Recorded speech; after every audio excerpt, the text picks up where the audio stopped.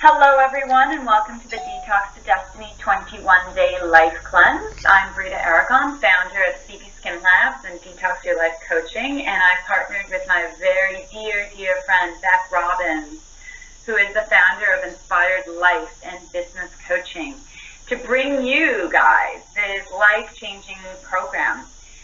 Together, we are so committed to helping you detoxify from stress, from struggle, fear, and really exposing and dismantling what the biggest hidden blocks, because that's what it's about. Like, we know what certain blocks may be consciously, but what are those hidden blocks that are getting in the way to your freedom, to your joy, purpose, and success? So our wish is for you to step into your destiny and thrive in all the areas of your life. So we have handpicked a group of world-renowned guest guys to take you through a detox masterclass every single day on this course, and they're going to give you their tools and their strategies you need to break through those inner blocks so that you can step into who you really are, which essentially is really living your truth. So I'm so excited to introduce today's guide, Corada. And Carolina will be speaking on how to detox the hidden blocks around love and relationships.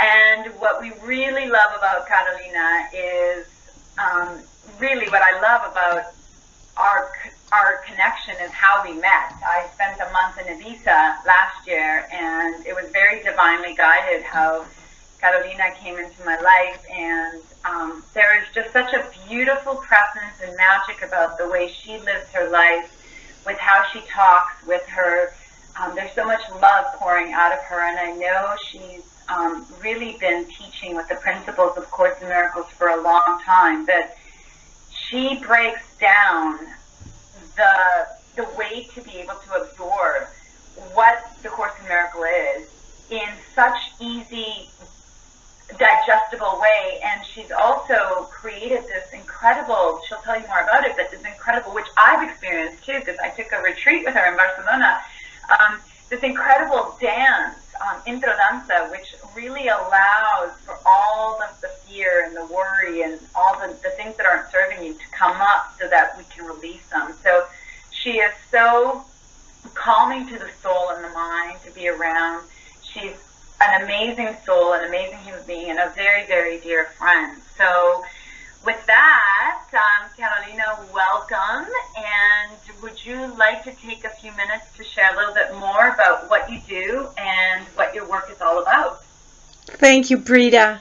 Big hug to you and to Beck as well. Thank you for having me in this detox plan. It's my first time doing something like this, especially with you American guys, yeah, because I'm Venezuelan originally. I live in Spain, on the island of Ibiza, and I've been dedicated to A Course in Miracles for about 26 years now. And like you said, I work with people. I teach the principles of the Course, which is unconditional love and the release of the judgmental mind, in order to attain a more stable experience of peace. And it works well for me, and I feel so lucky that you and I met, and I feel so lucky and blessed that we both speak Spanish and English, and we can both work in those languages. Here in Spain, of course, I work in Spanish most of the time. I do course classes, I do workshops and retreats. I'm right now preparing for a tour around Mexico in the whole month of September, and October in the United States for the whole month as well. And I will be just extending my work. With Intro Danza, the method that I conceived, it's a very simple self-inquiry method, simply to help the participants, like you said so wisely, observe what is no longer serving them, to observe their judgmental mind, their toxic thought system, and learn how to release it, so that the peaceful thought system, the loving soul that is already within us all, can just bloom into consciousness, and we can live our lives through that. This is most of my lifetime is spent doing this. And then I'm also the founder and the organizer of the Ibiza Enlight Festival, which is an annual festival, 8-day festival retreat, where we celebrate A Course in Miracles from teachers from all around the world. So I am pretty busy and I love it, and I feel grateful and happy, and I trust that just through the voice we'll be able to bring to our those who are listening there with us, we can help them transform themselves with a few tips. Beautiful. And the Ibiza Enlight Festival, I just want to tell everybody, go look that up. This is a magical, I've never seen anything like this. In the dedication, the love, the unconditional acceptance, the flow, the concepts and processes that are presented, it's really a fast track to set you free. And I know that it's happening next year in 2017 in October, and it is so affordable. And I just wanted to say that because I think that that is one of the things when I met you, Carolina, and I looked that up, I was like, oh my gosh, this is like incredible. And where can they find the information for the festival? Yes, thank you so much for asking me that. We have a website that we're updating. I think it might be updated as we speak. It's called, you just have to click on www.ibiza with a Z, Ibiza Enlight as in enlightenment, Ibiza Enlight Festival.com. And in it you will find the description, the vision. You will see the lineup of the teachers. This year we're bringing teachers from Israel, from Argentina, from South Africa, from Mexico, from the United States, from Venezuela. So you can find all the information in www.ibizaenlightfestival.com. And the prices will be on there. And yes, it's very affordable. It's amazing. It's taken us a whole year to find the right hotel and the right price. And it's an all-inclusive in a beautiful hotel. We take up the whole hotel. So those of us who participate, and I know you will be there, are in for 8 whole days. We're in a beautiful resort in Ibiza, surrounded by gardens and pools and like-minded people, with 10 teachers teaching 6 hours a day, plus shows, plus gospel choir classes, plus volunteering work. It's an amazing experience. It's life transformation for me. It's always before and after a festival, and this will be the 5th edition. So I'm so happy, and I trust many of those who are listening to us will go and look this up and join us. Yes.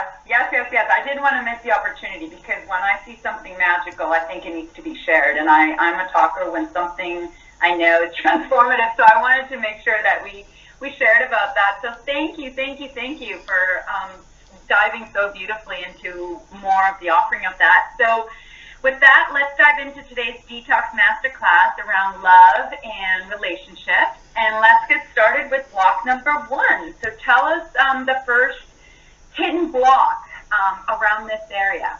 Yes, love and relationships. As I said before, I am a Course in Miracles teacher, and I understand life through that glass. So for me, love and relationships imply love in all relationships, not necessarily romantic relationships, but relationships of all kinds, with family, with friends, with co-workers. And the first block that I felt very guided to mention today, and get ready for this one because it might surprise you, is how conditioned your love is. Every single human being walking this earth and with no mind training has a list of conditions to love. And this list of conditions has basically been built by the place where you live, and what you think is important in love. For example, you condition your love to age or gender or social status, beauty, nationality, intelligence, and I'm pretty sure as I'm saying these things, you're coming up with more conditions that you have. I'm pretty sure everyone's list of conditions is way beyond just the 6 that I've mentioned.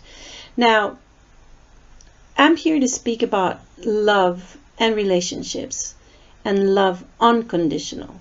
That means opening up to true love.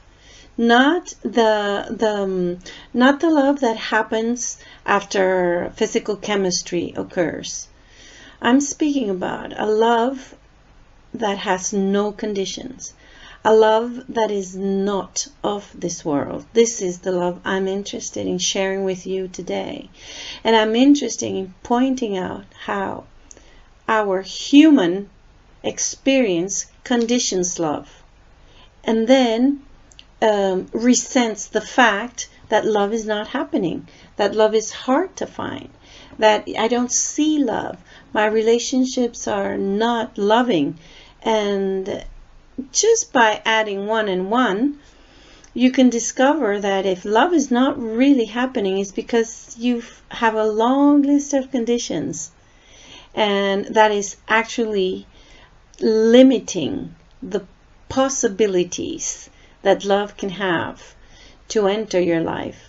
True love is true when you establish one condition, just one, for example, gender. If you're a heterosexual, for example, and you're looking for love in a man because you think you will find it in a man, then you might miss out on it in a child or in an old woman or in your boss or in your co-worker. I want to open your mind today to a love that is not conditioned.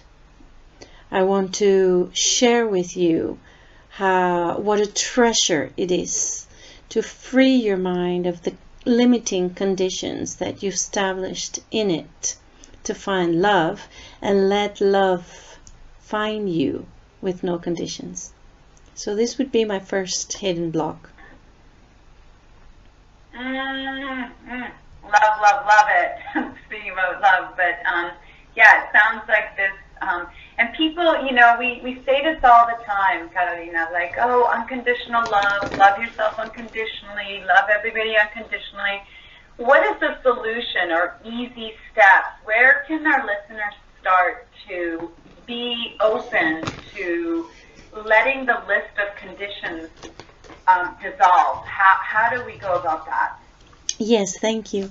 Well, when you think of the idea of unconditional love, like just love gushing into our lives, and it's not happening, and we realize that the block is the list of conditions that individually everyone has made, the first step would be to observe honestly this list. I would even say take a pencil down and write it down. Just write down the conditions. In order for love to happen, I need it to be wealthy, pretty, intelligent, of the opposite sex. It has to be American. It has to be white or black or Chinese, whatever your choice is. Make the list, and then very honestly, one by one, observe if you would be willing to discard. I like this word, discard, as in relinquish, let go as many limiting conditions as you can. Of course, as our conversation carries on, I will show you how I discard the limiting conditions when they pop into my mind and invite me to restrict a love that wants to come into my heart. And I'm saying, no. this person is too young or too old or too poor or too rich. Yes, so the first breakthrough would be to be honest about it, not judge yourself. Yes, this is my list of conditions, whatever. I'm going to look at it honestly, observe the list honestly, write it down, and then observe if you're able to let these conditions go, or if they're too powerful for you. I have like a trick, we could say, to discover how important these conditions are to you, because sometimes when you look at a list, you can say, oh yeah, I can let go of these, or I can't definitely let go of them. So I would suggest that as you write them on the list, write them on a piece of paper that you can rip, so that each one of them is a little strip of paper, you know, just a little thicker than a pencil, and have close by an ashtray, and observe. For example, let's imagine my first strip of paper that I've ripped says age. For me, love is conditioned by age. Maybe someone too old or too young would not fit for me. I know what I want. So you take this strip of paper, you observe it, and then just get a match and light it and let it burn in your ashtray, and then feel. Because part of this love and these relationships, you gotta be alert to how you feel about things. So as you let that strip of paper burn, feel how it feels. And then you will discover if you were honestly discarding it, or if you just wrote it in the paper, but it felt, oh no, I can't lose this condition. Am I explaining myself? Beautifully and to the point. That's one thing I love about you too. It's how articulate. That's what I said. It's so easy to digest what you're saying. So you are definitely explaining yourself. Wonderful. Well, this would be like the first tip, the first breakthrough, the first tool that I would give you. The ability to observe honestly, make a list of the limitations, the conditions that you have imposed on love, what you think you need for love to happen. Make a list, then tear the papers, make little strips of paper with those names on them, and then try to burn each one and observe how you feel. You might, when I've done this with my students, I've done it in a fireplace, like everybody in a big retreat, and okay, it's time for you to burn your conditions. And I've had people tremble at the thought of burning a paper that said nationality, for example. So it's just a trick to discover how you really feel and become more and more honest about what is happening to you. Beautiful. And I know that the next blocks are probably going to lead to a lot of this, but I think what you're saying, this is just the first step. It's just, let me see where I'm at. Let me assess. Let me really dive into a question that I've probably never been asked. I don't know how many of our listeners have ever been asked, write a list of your conditions to love. This is on its own a whole conversation. And then being asked to then make a list, and then by this exercise alone, while you're burning, to see how you really feel. So that's beautiful, Carolina. I love it. So that's the first solution, to see where you're sitting around the breakthrough, around the first hidden block. Do you want to move into the second hidden block? Yes, absolutely. The second hidden block, I call it the challenge. And it's our judgments. But in a very nice and diplomatic and maybe even spiritual way, we don't call it our judgments. We call it our values. And I'd like to highlight that for our listeners. And for us sitting here, what are my values? What are my values? What do I think is right? But this might feel very obvious, but it's not. Observe for a minute. What are my values? What do I think is correct for me? Is correct about love? I'm willing to have. It's similar to the one before, but the one before is about a list of conditions. This challenge is observing the judgmental mind. Observing the judgmental mind. Yes. For example, I'll give you a list of common values that you or any one of the listeners could have. For example, it's okay to feel better than another one. Some people deserve to be loved and others don't. Having a significant other is perfectly desirable.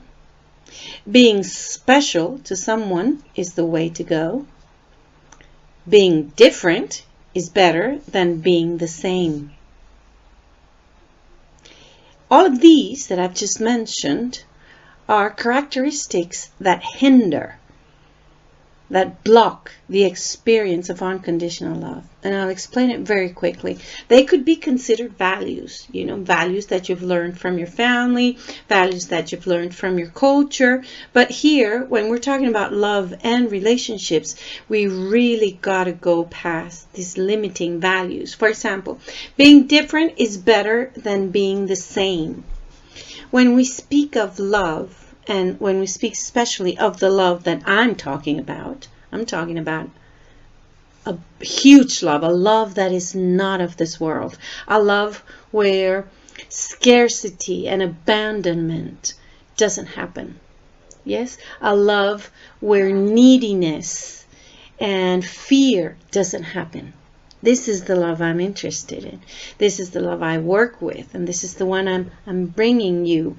And yes, it's going to be fine. It might help you find a partner, or it might just help you feel love so you don't experience a sense of lack anymore.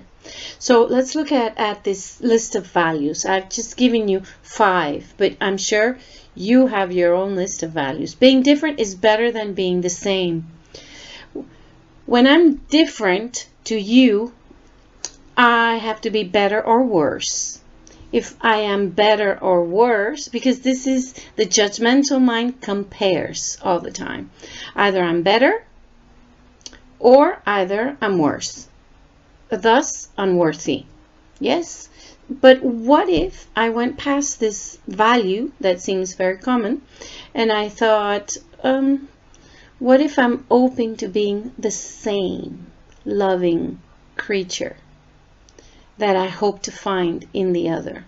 Just opening your mind to some possible ideas.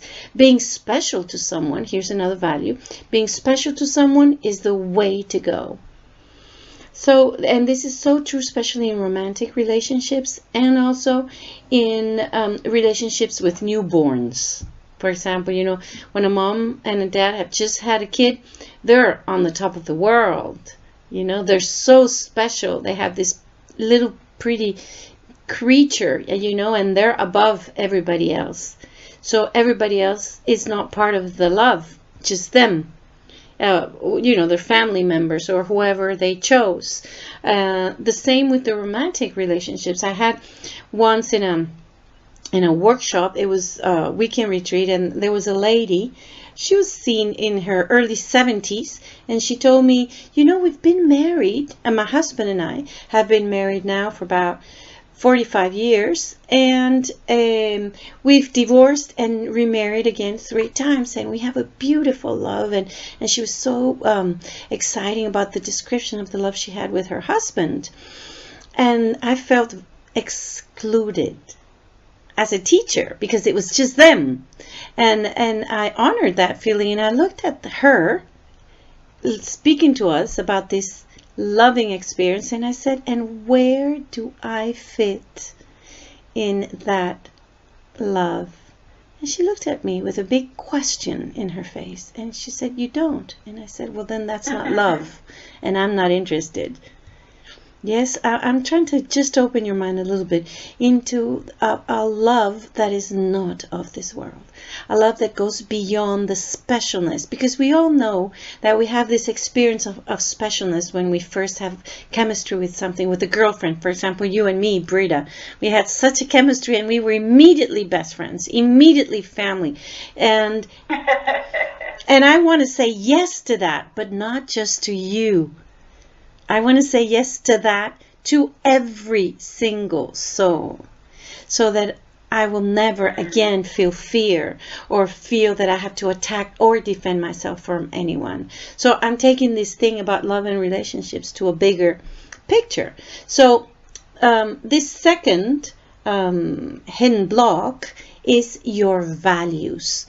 The values that are very unloving, but everybody thinks they're okay. I'll just mention to you the 5 that I had in my list to suggest, and then you can make your own list as well. Being different is better than being the same. Being special to someone is the way to go. Having a significant other is perfectly desirable. Some deserve to be loved and others don't. And it's okay to feel better than another. This is the judgmental mind. This is the mind that compares. And the mind that compares always places one of us as the loser. And this can never allow for love to happen.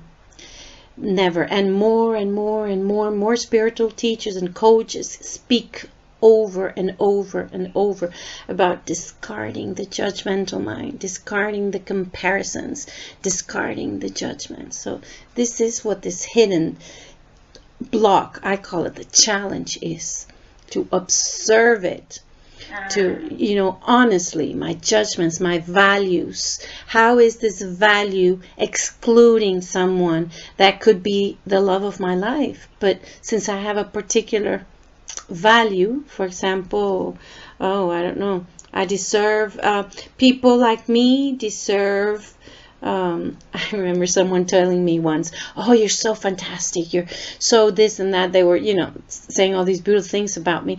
And this friend told me, for you, the least, she said it in Spanish, let me see if I can say it in English. She said, you cannot date anyone under an orchestra director. You start at an orchestra director.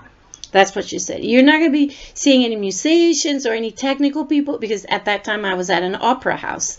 And she said, starting at orchestra director, it was like in her values, that's where I had to start. And it was funny because I ended up dating a technical guy from the theater, and it was beautiful. I'm so happy I didn't listen to her, because I would have missed out on this marvelous soul that was under the stage. He wasn't on the stage. He was. Yes?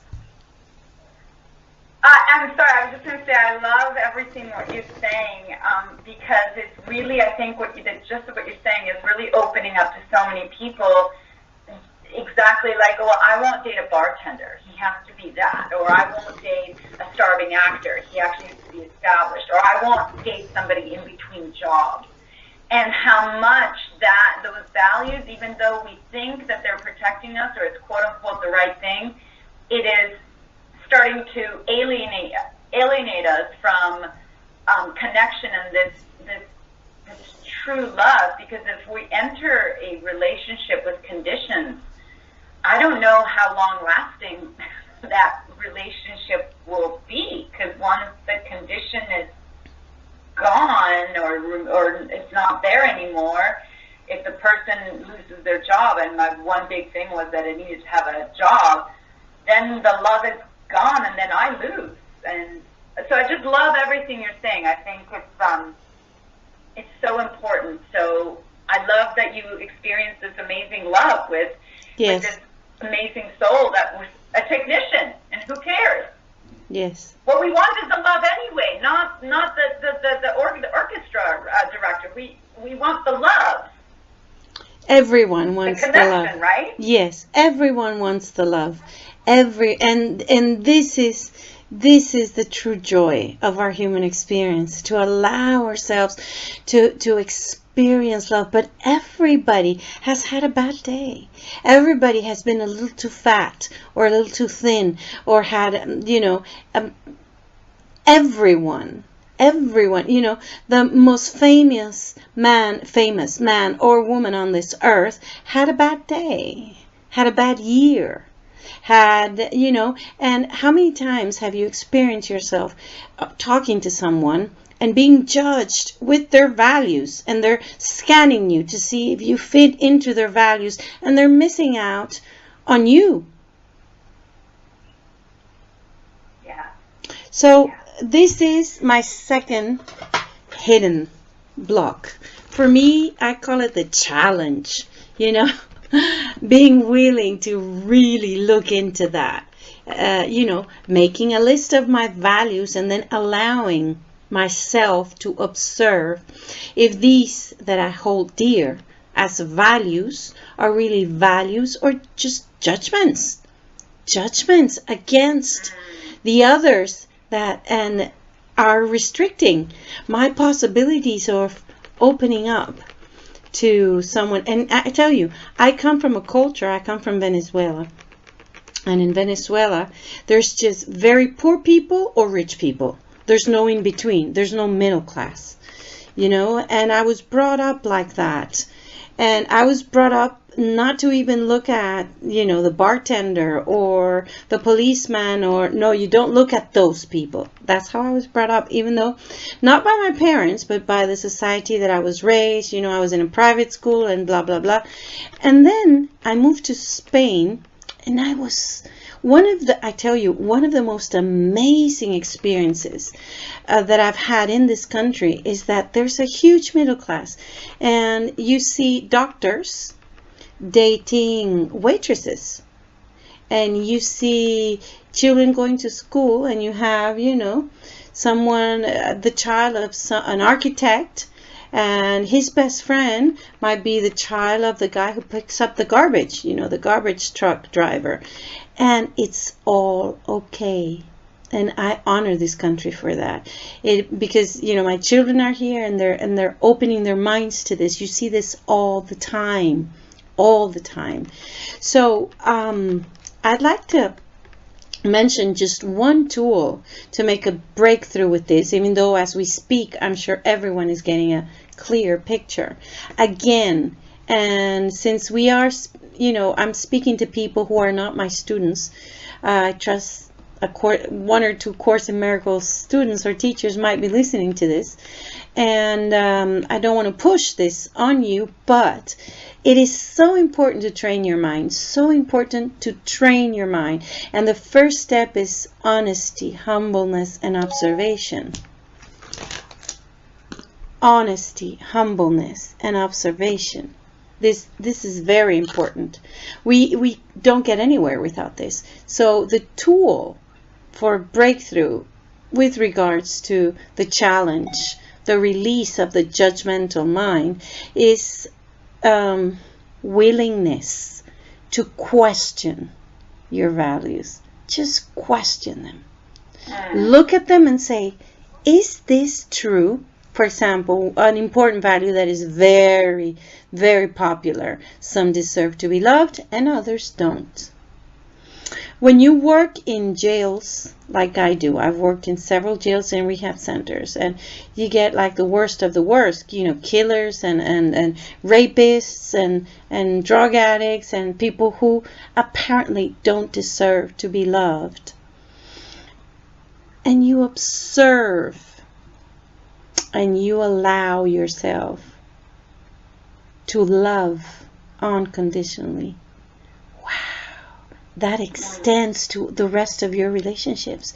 There is not one creature walking this earth that does not deserve to be loved. But one very common and popular value is some deserve to be loved and others don't. Some deserve to go to college, others don't. You know, so the tool or the breakthrough here is to, again, make a list of your values, the ones that are related to how you function in the world with regards to love, and then question them. Is this true? Is it okay? I have a value here. It is okay to feel better than another. Observe that. Is that true? Is that really true? And allow the answers to come from your heart. And as you do this, because you are a spiritual creature, you might think you walk this earth just with your body, but you are a spiritual creature. We all are. That's where our thoughts are. That's where our choices are. That's where we experience love in the spiritual realm. So there is a voice within that speaks to us of truth, but we have to ask. We have to ask, is this true? Is this true? And allow for the answer to reach your awareness. So beautiful, and I love, you're such a beautiful teacher too. I love how this is just so laid out, so step by step. And I love what you said, that when you ask the question, is this true, and make your list, I think something very important for me that sparkled in that is not to let the answer come from your mind. Yes. Or from the conditioned mind, but like what you said, allow the answers to come from your heart.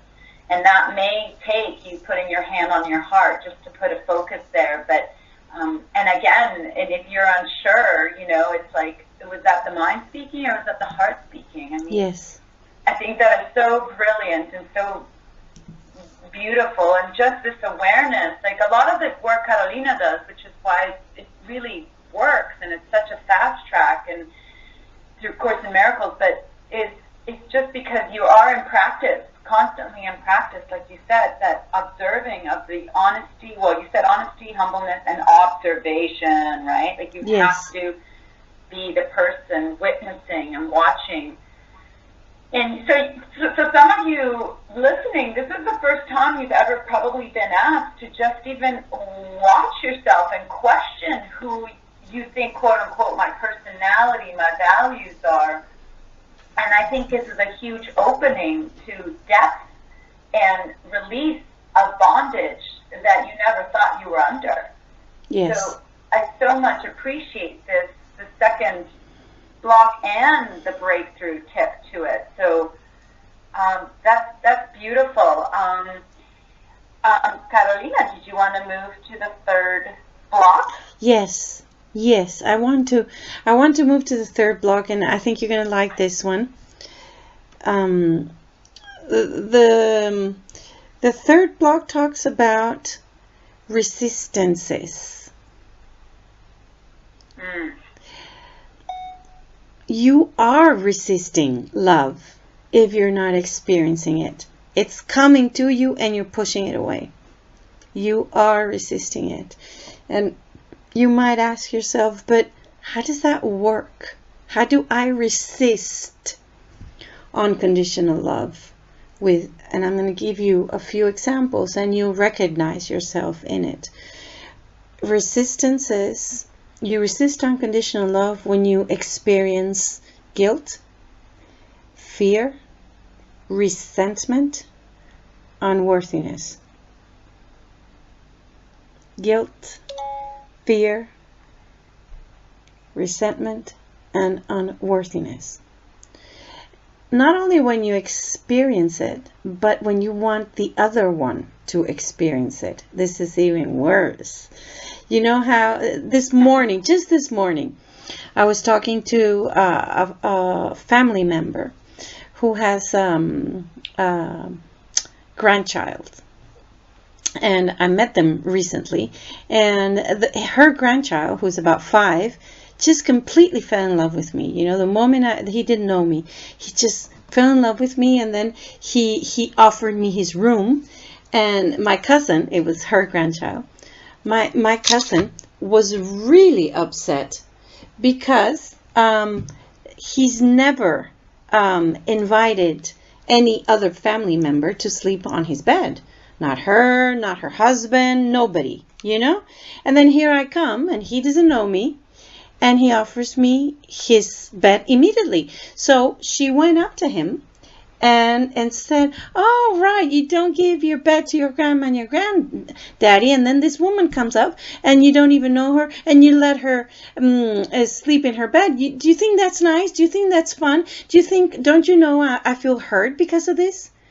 And I heard her, and I said, you know, cousin, don't do that to this innocent child.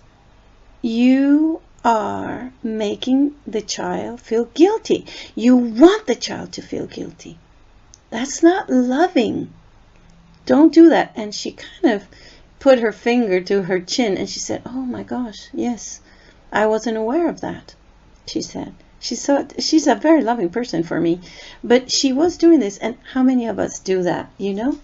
How many of us prefer, you know, guilt?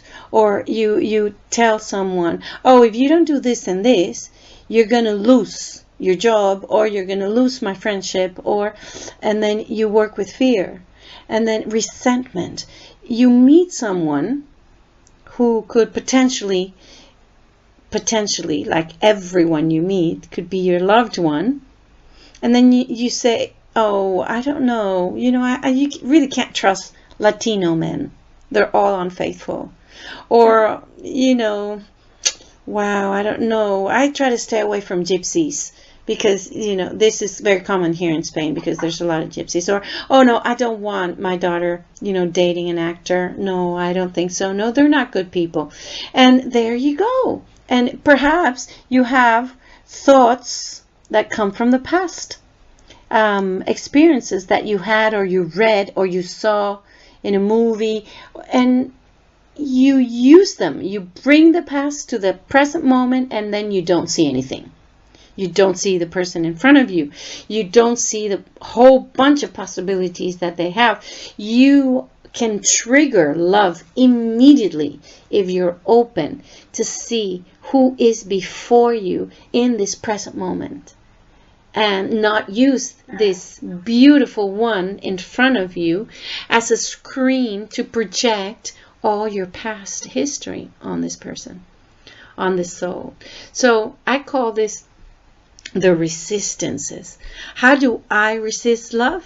How do I resist love? Or you? How do you resist love? By accepting the invitation to guilt, to fear, to resentment, to unworthiness. You gotta understand. I mean, more than understand, is be alert when that invitation is happening in your mind. You know how in the comic books they draw like a little devil and a little angel standing on your shoulders, and each of them are speaking to you, are whispering to you in your ear. Well, the little devil called the ego mind, is always inviting you to resentment. Oh, look at him, or look at her. Look at him, or look at her, or look at what's happening, or look at what he's doing, you know. Don't listen to that invitation. Stop listening to that invitation. This is something that we need to learn to do, because it is inherent to, I don't know if you say that word like that. It's part of the human condition. Yeah. Inherent, you can say that, yes? It's part of the human condition. Everyone, until we stop, until we train our minds in the unconditional love flow, we want to make people feel guilty, or we feel guilty. We want for others to fear losing us, or we fear losing them. We vomit our resentment and our past history on relationships that are just beginning. And we just kill the flower before it even, bloomed. And then the unworthiness. If it seems to be too good for me, then there's panic and there's fear. If I seem to be too good for the other one, then the joining doesn't happen. So, this is important to look at, and it is hidden because it's acting within you unconsciously. You can feel the results of the resistances, which is emotions and feelings of unworthiness and fear of guilt. But when did this happen is where we want to look at. When was the invitation made? And I said yes. So if you see where I'm going? Mm-hmm. So, yeah, no. And I think what the questions to really ask, I guess the solution to the resistances is am I right? Is it in that to stop to listen to those invitations and to start asking the question, like, why am I accepting the invitation to feel guilty right now, or to the unworthiness? Because this is what everybody is really in a trap. There's no freedom in any of this. And why am I dating a 22-year-old? I'm just making this up. When I'm 41, like, it doesn't seem right. Yet everything, the love seems real. But oh, he's 22. Or an athlete. Like, they're athletes, they're players. I'm not going to go there. That's been a lot of my story. And I have asked, or people have said, well, so what? Like, what if he is the one, and you just are putting him in a stereotype, or he's younger, or he's this, or he's the other? And but I guess what I want to know more than anything is, how do you, in a quick tip, and maybe that's what you're going to say right now, is building that muscle to stop listening to that invitation. Yes, and this last tool for the breakthrough is part of the gift that I want to give to the listeners. And beautiful. Yes, because there's no shortcut to this, because this is part of the human condition.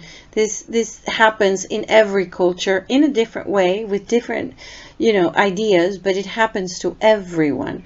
So for me, the tool for transcending the resistances, and I'm using this word, it is to transcend, to go beyond this resentment and fear.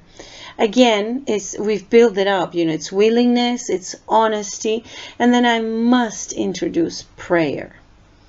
And as you know me, I'm not part of any structured religion, and I think prayer is free. You don't have to go in church and pray. You don't have to pray with a prayer that has been made up and it's been used by so many other people. For me, prayer is a conversations between the suffering me and my higher self.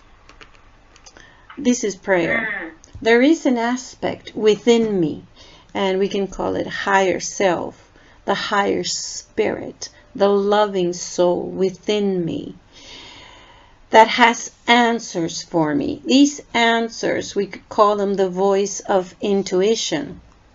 And we need to learn to listen to them. We need to learn to this inner voice, this inner wisdom that can guide us to transcend the resistances, to go past the judgmental mind, to help us learn how to get rid of the list of conditions that we placed for love. But it's not happening outside of yourself. It's happening within you. So for me, prayer is simply taking the time to talk to this aspect of me who knows me very well, but who still remembers love unconditional. We could call it the spiritual self.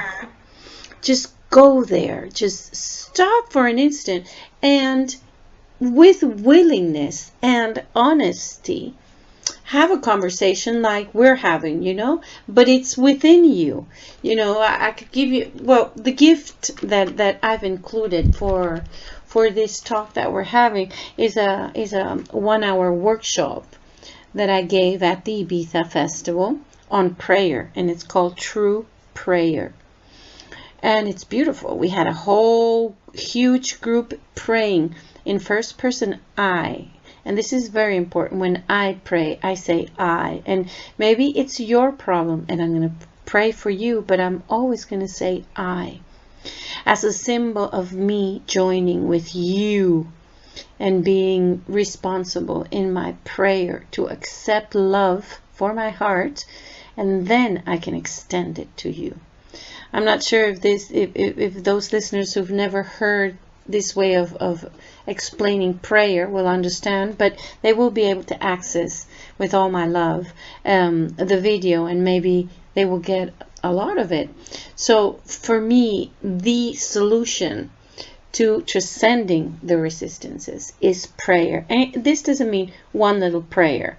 This doesn't mean you take, the 23rd Psalm and then you repeat it. No. This is your prayer of the heart.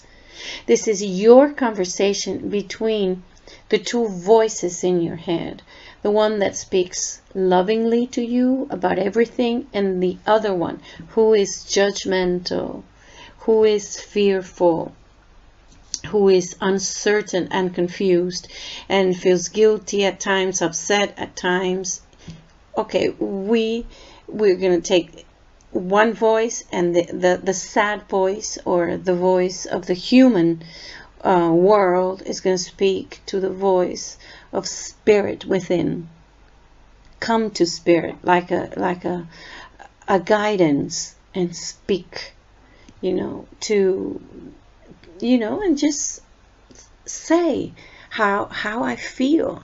I feel fearful, I've met someone, or I'm about to have a child and I'm scared, I'm confused, I feel unworthy, I don't know if I know how to do it right. I just met a couple ladies last week and I think we can be friends, but they're wealthier than me, or I'm wealthier than them. How is this going to work out?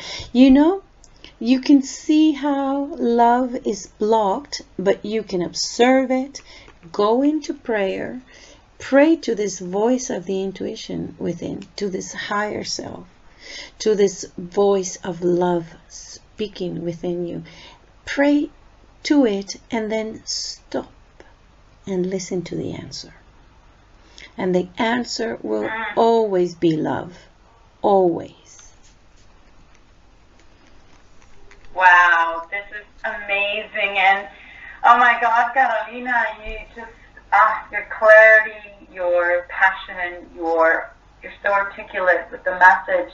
We only have a few minutes now, but I'm so grateful that you have shared the additional support material for our participants in the cleanse. And so everybody, you will get this prayer, this access to the video where the prayer is, right on the page where you got Carolina's masterclass, and you can access it right from there. So, of course, I would urge all of you to even listen to this masterclass again. I promise you you will hear something different. And just hearing this, the truth of what love really is opening up and igniting something, that higher self inside of you is just waking it up. It knows the truth. And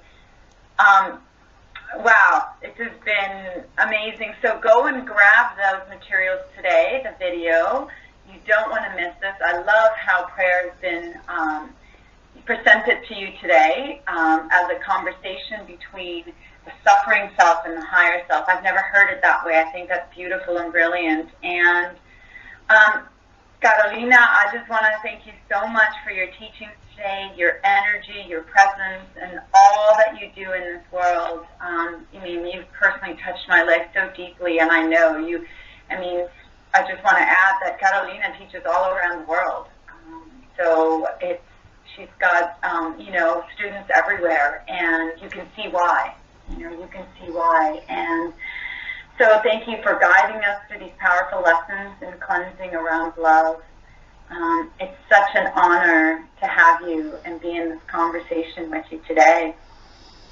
Thank you so much, Britta. I feel very honored to be in your presence and in Beck's presence. I know you girls are changing the world. I know your commitment, and I'm right there. I'm right there with you. And it's very exciting to see how we are collaborating on behalf of peace of mind, on behalf of unconditional love.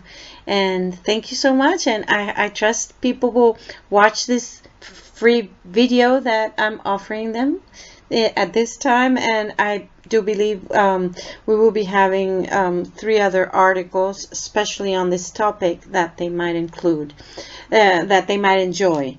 So thank you so much. And I look forward to seeing you soon. I hope we don't have to wait until next year. I agree. I agree. It's always just such a joy to be in your presence and talk with you, and just, everything that you are. So thank you. And yes, those articles are going to be included as part of the free support tools. They're right on the expert page where you found this recording for the masterclass. So, and they'll support. So there's a lot of very juicy material. So lastly, to all our participants listening, now I would love for you to go to the bottom of the lesson page right now and share what your biggest takeaway. There's something so powerful about naming and declaring and writing down and sharing with this community what the biggest takeaway was from Carolina, and then what is the one thing you're going to commit to implement from today's masterclass. That could be anything from just making that list and burning it, or to re-listening to this again, or when you have, when you want to take a time, or just to download the prayer, or go to that and get that, access to that. Whatever it is, it doesn't have to be big. It can just be that I'm going to make my list of values. So whatever that is, go there. Beck and I are going to be there to comment, answer questions, and support you. And thank you all for making the commitment once again to show up to this cleanse. I know today was a little longer, but you can see how rich Carolina's material is, and how her passion and just her preciseness to deliver and extract the tools in such a way that can be digested by you. So I didn't want to rush through this. But thank you for investing the time and the energy in yourself by releasing the blocks to your freedom, joy, and success. You will step into your destiny, which is really the greatest gift to us all, because once we do our work, we start to also do the work for the greater collective consciousness. So stay tuned for your next step, and so much more. We love you so much. Thank you. Thank you.